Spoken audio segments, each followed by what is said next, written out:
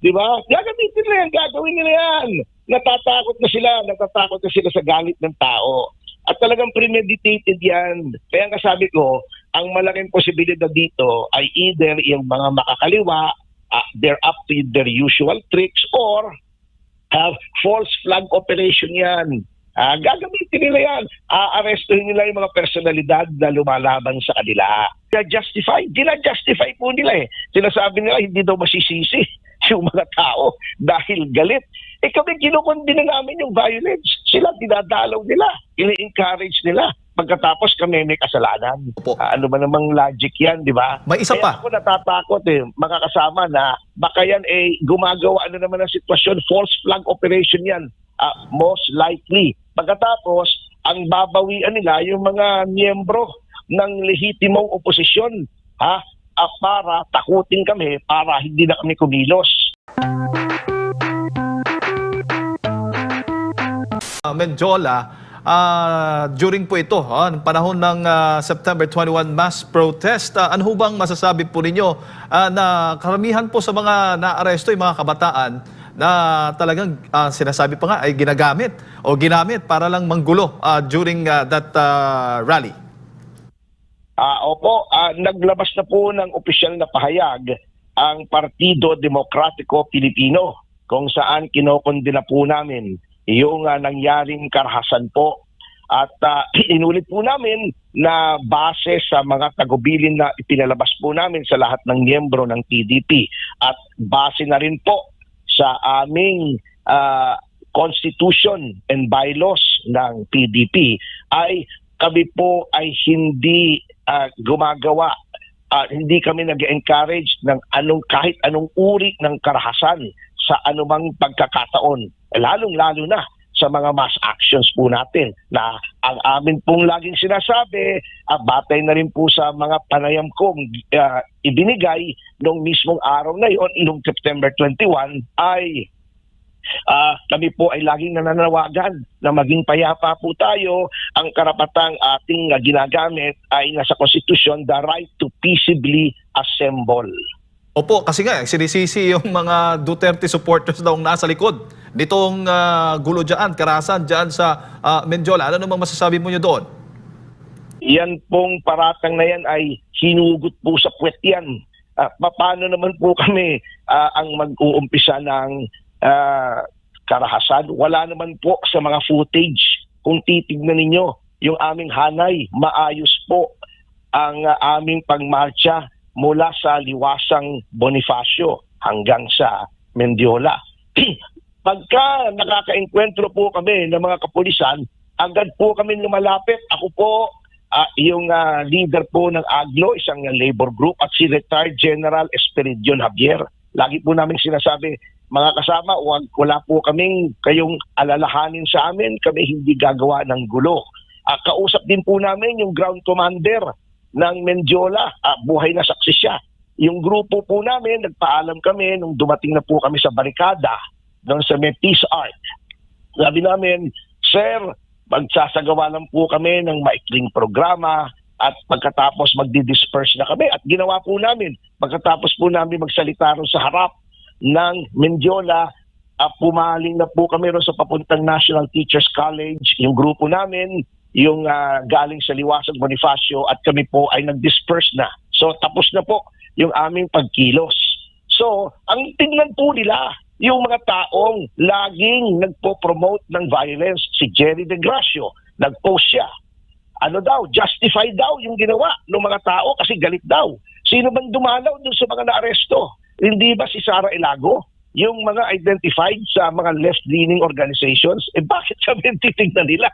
Puro kapayapaan ang aming panawagan. O si Teddy Casino, o kahit kailan hindi yan nagkondena. Hindi lamang ng violence sa rally, kundi yung mga pagpatay sa mga pulis, sa mga sundalo. O lagi niyang hinahamon, ikondena mo yung mga NPA, yung mga gumagawa ng karahasan, hindi niya kinokondena. Justify daw. O pagkatapos kami titignan nyo. Baka, alam nyo, MJ, Jade, baka false flag operation din yan ng gobyerno para magkaroon ng sitwasyon na pwede silang mag-impose ng martial law para yung mga protesta ay mapigil nila. Po, yun nga yung nabanggit po ninyo dahil kahapon nga binisita ni Gabriela Women's Party Representative Sara Ilago, itong Kabataan Party List Representative Attorney Renico at ACT Teachers Party List Tino, Representative Tino, yung mga kabataang dinisperse at inaresto ng Manila Police. Ang sabi ng iba, concern lang ba? O kasi yung batay po sa mga panayam po sa kanila nitong mga kongresistang bumisita diyan sa mga naarestong mga realista, wala naman palang mga kinalaman. Hindi naman po makaanak o kung ano man. Ano bang dating sa inyo, attorney? Yun nga po bakit yung mga nagbibigay ng moral support, yung mga nagja-justify, gina-justify po nila Sinasabi nila hindi daw masisisi yung mga tao dahil galit. Kami kinukundina namin yung violence. Sila dinadalaw nila, ini-encourage nila. Pagkatapos kami may kasalanan. Ano ba namang logic yan, di ba? May isa pa. Ako natatakot mga kasama na baka yan gumagawa naman ng sitwasyon, false flag operation yan. Most likely. Pagkatapos, ang babawian nila yung mga miyembro ng lehitimong oposisyon. Para takutin kami, para hindi na kami kumilos. Hindi po kami matatakot. Kami hindi violenteng tao, pero matatapang na tao rin po kami. Hindi pwede sa amin yung mga style bulok na yan. Opo. Meron ding isang viral video, attorney, na nagpapakita nga ng logo ng Communist Party of the Philippines sa likod po ng isa sa mga nambubog sa isang pulis. Dahilan para, alam mo, yung mga kababayan na nagdududa, kayo rin. Yun, most likely, ang nasa likod po ng karahasan ito ay isinisisi po ninyo sa Communist Party of the Philippines. Wala po kaming sinisisi actually. Sabi namin, maaaring ganito, maaaring ganon, pero definitely, hindi po manggagaling sa aming ranks sapagkat wala pong mapapala ang Partido Demokratiko Pilipino kung magkagulo. We are looking forward to the next elections. At baka hindi mangyari yan. Kung magmamarsyon at sabihin nila, a revolutionary situation, parang Nepal, parang Indonesia, mag-crackdown sila, isuspend nila yung writ of habeas corpus. Sigurado kami pagdadakpin yan. Kasi ginawa na yan nung panahon ni Marcos Sr., di ba nga? O nag-martial law. Opo. Last time, totoo yung threat. Ngayon, nasaan nag-threat? Kung may threat man, hindi po galing sa legitimate opposition. So, playbook na naman yan. Ang nagtataka ko, yung mga hiyaw ng hiyaw na si Marcos Sr. ay diktador, ang martial law ay ginawang excuse para ipigil ang lehitimong oposisyon, sila ngayon ang gumagawa at sila ngayon ang pumapalakpak pagka nambibintang ng mali itong kasalukuyang administrasyon. So talagang baliktad na ang ikot ng mundo. Jade, MJ. Opo, marami po sa mga nakasama po dyan sa magulong rally, protesta dyan po sa Medjola, mga minor de edad, nasa 80, halos 9 na po, no, na mga minor de edad po ang naaresto. Ano ho bang pananagutan po yan, attorney? Depende po yan sa i-charge po sa kanila, no? Actually, baka po ginawa yan na arang ni-recruit ay mga kabataan nga para walang criminal liability. Sapagkat yan po ang batas na ang may akda po ay si Senator Kiko Pangilinan at matagal na nga po namin inireklamo yung batas na yan. Ayaw namin na may ganyang batas kasi kahit anong gawin mo, kung ikaw ay minor de edad, hindi ka pwedeng i-charge. So, yan lang po ang tingnan nyo. Sino ba ang may mga pakana nitong mga ganitong mga kilos? Ang PDP laban ba ay may record na kami po ay nagkaroon ng karahasan? Sino bang may record ng karahasan? Sino bang mga na-aresto noon? Dahil magulo yung rally, hindi ba sila Teddy Casino o di ba sila Rizzo Ontiveros noon? Na-aresto rin yata. Kung hindi ako nagkakamali dahil sa mga ganyang mga karahasan sa rally. Yun ang tingnan nyo, the usual suspect. Bakit kami? Si Bernie Anga, naka-wheelchair yun anak ng teteng naman. Ano ba naman interest doon na mag-mastermind pa ng gulo? Kayo naman, oo. Alam nyo, nakakatakot yan dahil pag ang legitimate opposition na ang tinarget mo, wala nang matitirang opposition, kundi yung illegitimate opposition, yung may mga armas. So, baka hindi aabot ng utak nung nasa gobyerno natin ngayon at kung sino mang nag-a-advise niyan sa ating mga leaders na kami ang tuligsain para dun sa violence na yan, baka malakas po ang tama noon. Baka bangag yung mga nag-a-advise na yun. Opo, bago ko lang ipasa kay partner MJ, meron ding isang report, baga pahayag si Mayor Isko Moreno na possible daw, base sa mga initial report, attorney, isang Filipino-Chinese, isang dating politiko o isang dating politiko po, tapos may isang abogado, ang founder din dito nga po sa mga batang ng gulo dyan sa Mendiola during the September 21 mass protest. Maaaring totoo. Ang dami namang abogado hindi pa si Lani Canton abogado rin. Marami namang Chinese-Filipino businessmen, di ba? Hindi pa si Saldico ay Chinese-Filipino. Di ba? Ang daming dating politiko bakit biglang kami ang itinuro? Wala na ba silang ibang maisip?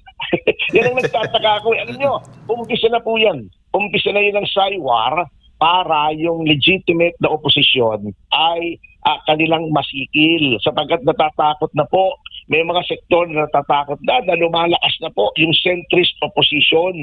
At pagdating sa 2028, sa isang mapayapang eleksyon, basta patas, basta hindi bababuyin ni George Garcia, talagang matatalo po sila. Kaya inuumpisahan na po nilang kami ay tuligsain, ipakulong, sirain ng pangalan.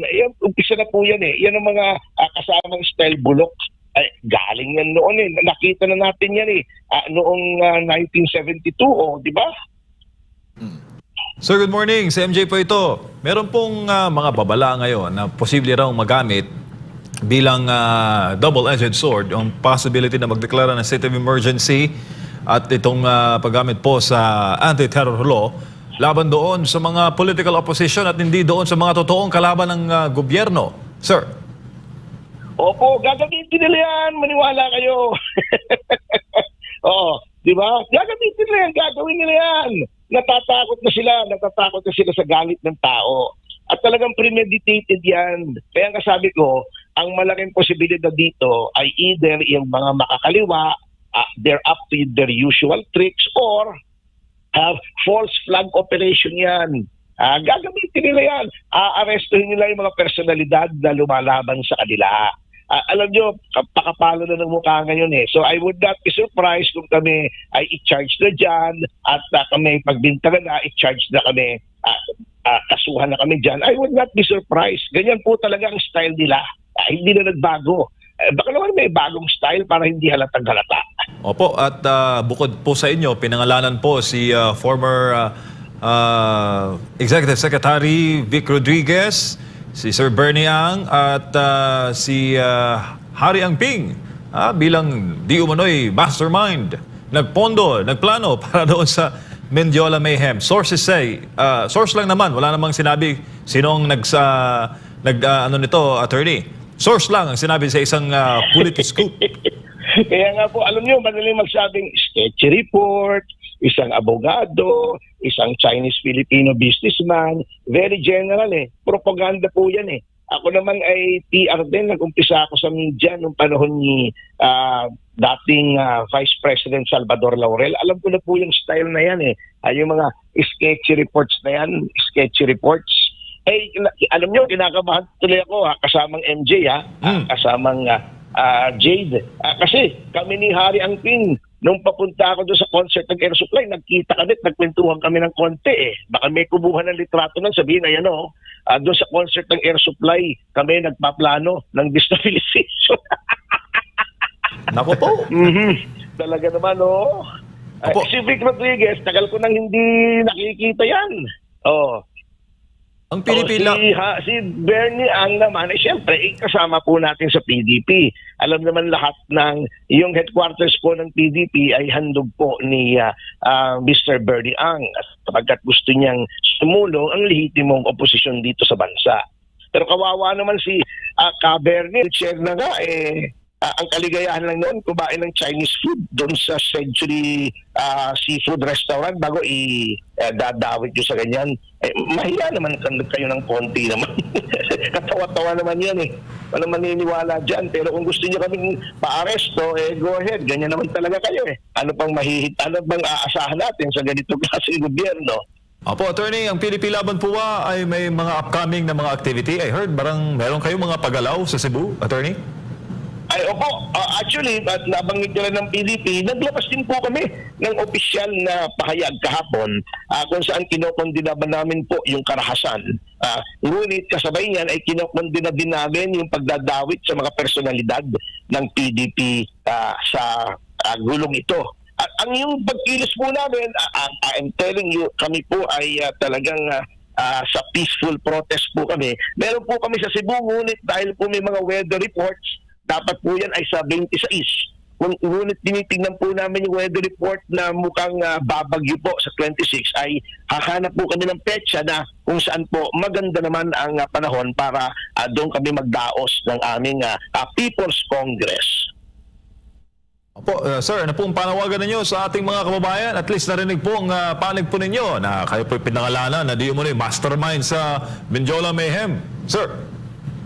Alam niyo po, mga kababayan, ang mag-ingat po tayo at maging mapagmatsyag sapagkat nag-uumpisa na po ang persecution, ang pagtutuligsa, ang mga paminintang ng walang basihan sa mga personalidad ng oposisyon na mapayapa, galigal. Alam niyo po, ang nakakatakot dyan, ngayong kaalyado nila, itong mga left-leaning groups na alam po naman natin, si Joe Maciso na mismo nagsabi, ay kasama sa mga front organizations ng CPP-NPA. Nakakatakot po yan. Alam nyo, mahina po kasi yung utak ng iba sa mga administrasyon natin. Akala nila, nakakaabante sila. Hindi si Benny Abante ha. Nakakaabante sila nang sila ay nagkakaroon ng alyansa dito sa mga grupong ito, kamala-mala pagtingin nila, sila na ang kakagatin yan. Di ba may sinasabi sila, if you ride a tiger, you can never go down kasi pag bumaba ka, kakagatin ka ng tigre niyan. Yung mga nasa pamahalaan sa ating mga kapulisan, at tingnan niyo pong mabuti sa ating mga armed forces kung anong nangyayari dito sa alliance na ito. Maging listo po kayo, baka kamala-mala sa inyo po bumalik yung problemang yan.